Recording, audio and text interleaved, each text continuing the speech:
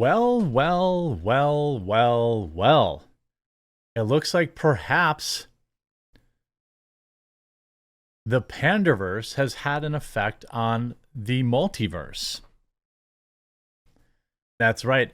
Marvel wanted, allegedly, to make Brie Larson in a hot girl-on-girl relationship with Valkyrie and cut the scene at the last moment. Allegedly.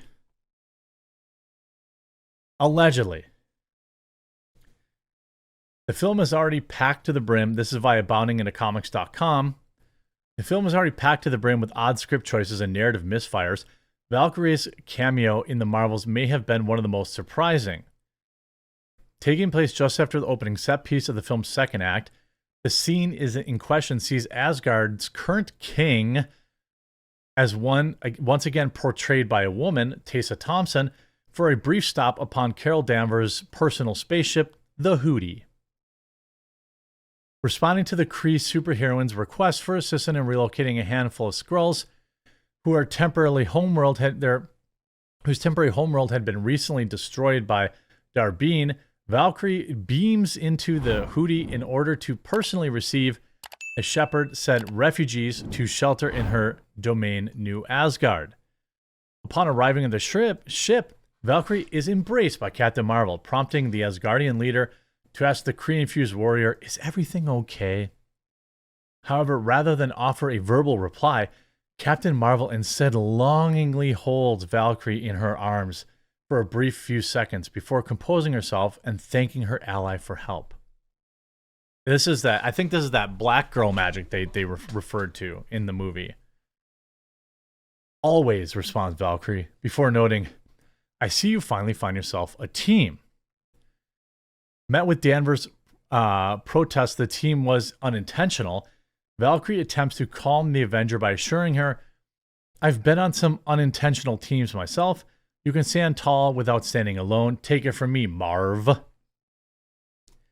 Informed that the Skrulls are finally ready to travel, Valkyrie then proceeds to close out her time in the Marvels by planting a kiss on Captain Marvel's cheek before wishing her, quote, "May our next meeting be joyful," before flashing back to Earth on the Rainbow Bridge.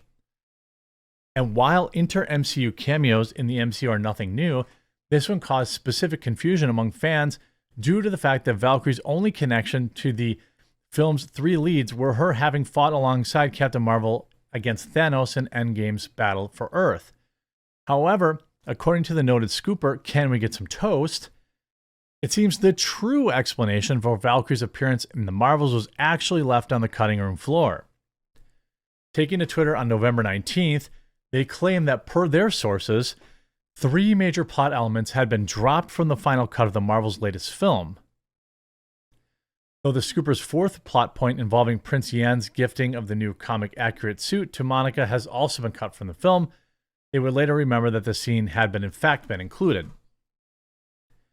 These included Kamala being unable to take off her bangle and subsequently being imprisoned/tortured by Darbine, her new costume being turned into a spacesuit, which would have been used to join Carol and Monica to close the rip in space-time, quote, together, an outright confirmation that Captain Marvel and Valkyrie were explicitly in a relationship in the past.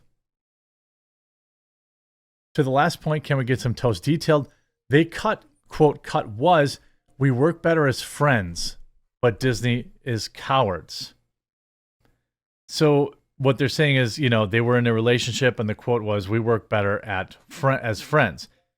Now, perhaps the implication is that they work better as friends than enemies, but there's no actual inclination that they were ever enemies at any point. They were just apparently dating. Now, this is not uncommon for Marvel to gay bait. That's not my term. That's the LGBTQ community's term.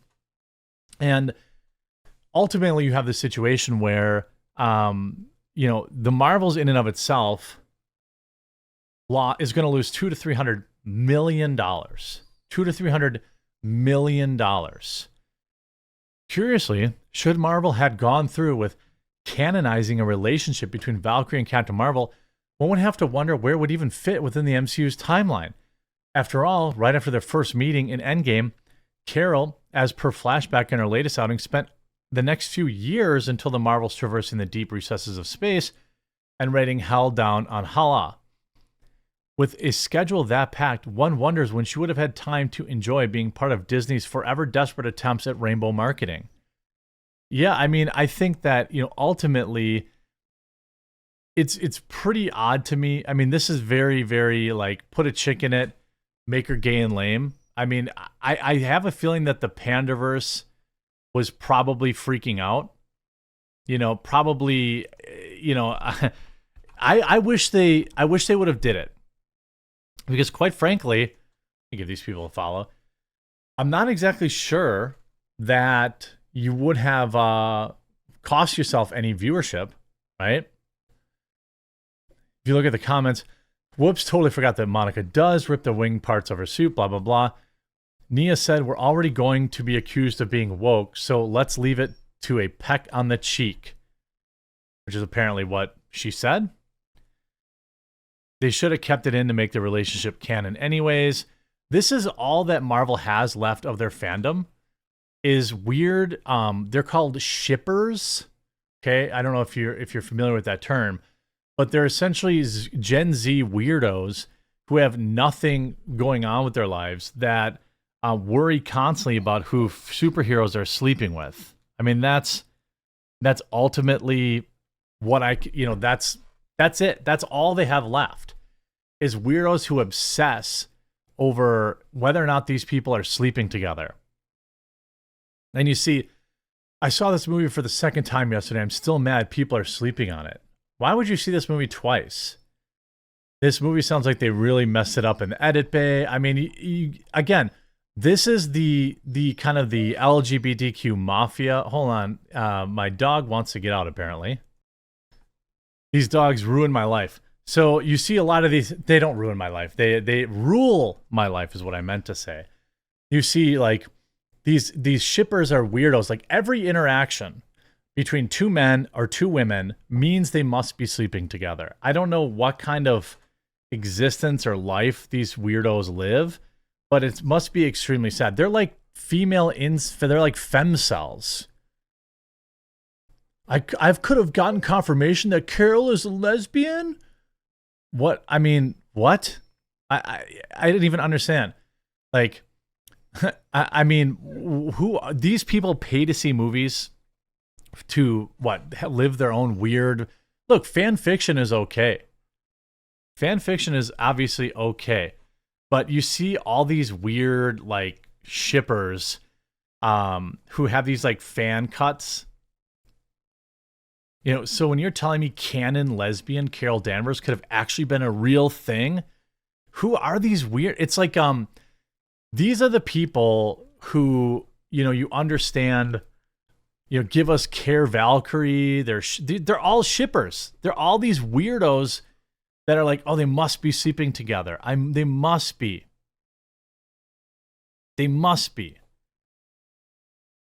I mean, and it's fine to have fan fiction. It's fine to get into that. We were so close to seeing them. To me, maybe this is like, maybe this is a hot take. I can't say for sure, but it seems like when people call these weirdos like a cult, or they call them like, it seems like they're recruiting, like their entire life lives and dies on essentially turning characters into members of the LGBTQ community.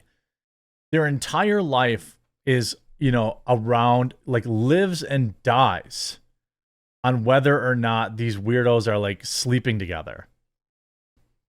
I don't know where their parents are. I'm curious what their parents are doing with their lives. I'm curious what these kids, I mean, I don't know. I guess they can't reproduce, so they recruit. That's something people say.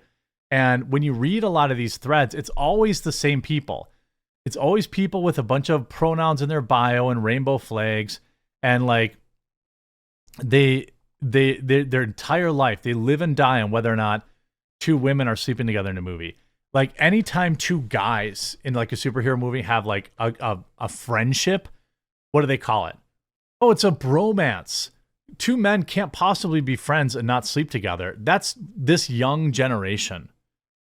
This is what they all think. There is no women being friends. There's no men being friends. They're all secretly gay and they're all secretly want to sleep together. It's really pathetic. And this is the only people talking about this movie. I'm going to upload this video to YouTube and it'll be one of my least viewed videos of the day.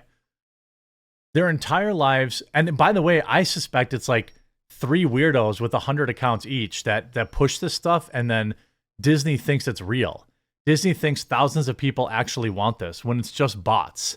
And that's why you got the Marvels, and that's why you got a garbage film. I don't feel bad for them.